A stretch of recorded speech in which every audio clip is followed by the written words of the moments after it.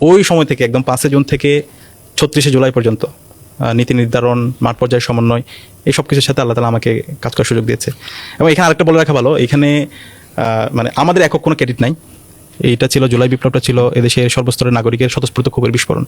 16 বছর আমরা সবাই ভিকটিম ছিলাম, আমরা সবাই মজলুম ছিলাম, আমরা সবাই একসাথে এই জালিম হাসিনা বিরুদ্ধে একসাথে লড়াই করেছি।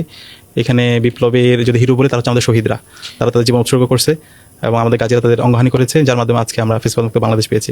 কিন্তু এই বিপ্লবের শুরু থেকে একদম কঠিন মুহূর্তগুলোতে আন্দোলন পরিচালনা করা, নীতি নির্ধারণ করা, মাঠ পর্যায়ে সমন্বয়ের সাথে আমার হাজারো শত শত গল্প আছে। আপনি বলতে ছাত্র শিবির জড়িত ছিল, এটা বলতে চাচ্ছেন? হ্যাঁ, ছাত্র শিবির জড়িত ছিল এবং ছাত্র শিবিরের কেন্দ্রীয় থেকে শুরু করে আমাদের বিভিন্ন বিশ্ববিদ্যালয় কমিটিগুলো যুক্ত ছিল এবং এই সব কিছু আমার মাধ্যমে সমন্বয় হতো, যেহেতু আমি ঢাকা বিশ্ববিদ্যালয়ে ওই সময় ছাত্র শিবির সভাপতি ছিলাম।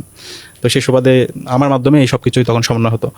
তো এই আন্দোলন, জুলাই বিপ্লবটা যদি দেখেন, শুরুর দিকেই অর্গানিকলি স্টুডেন্টরা এখানে এঙ্গেজ হয়েছে এবং আমরাও চাচ্ছিলাম এটা কোনো ধরনের যেন পলিটিক্যাল এইটাকে ফ্রেমিং করা না হয়। কারণ এখানে যদি আমরা ব্যানার নিয়ে যাই তাহলে কি হবে, এটাকে এমনভাবে ফ্রেমিং করা হবে এটা শিবিরের আন্দোলন অথবা এটা ছাত্রদের আন্দোলন, তখন সাধারণ শিক্ষার্থীরা স্বতঃস্ফূর্তভাবে আসবে না। যেহেতু এটা শিক্ষার্থীদের স্বার্থ সংশ্লিষ্ট বিষয়, কোটা পুনর্বহাল করার মাধ্যমে এখানে মেরিটোক্রেসিকে ধ্বংস করে দেওয়া হচ্ছে। সুতরাং আমরা চেয়েছিলাম শিক্ষার্থীরা স্বতঃস্ফূর্তভাবে এখানে এঙ্গেজ হোক। তো সে কারণে প্রথম জুন মাস পুরোটাই এর মধ্যে ঈদের বন্ধ ছিল। তো এই কারণে আমরা প্রথম থেকে সবাইকে এঙ্গেজ করে আন্দোলন করেছি। তো মূলত জুলাই থেকে এই আন্দোলনটাকে একটা প্যাটার্নের রূপ দেওয়া হয়। তো জুলাই শুরুতে আমাদের ছাত্র শিবিরের সর্বোচ্চ বডি বল হয় কেন্দ্রীয় কার্যকরী পরিষদ, আমাদের 3 জুলাই সেই প্রোগ্রামটা হয়। তো সেখানে আমাদের সর্বসম্মতিক্রমে সবাই একমত হয়ে যে এই আন্দোলন আমরা সর্বশক্তি নিয়ে আমরা সম্পৃক্ত হব।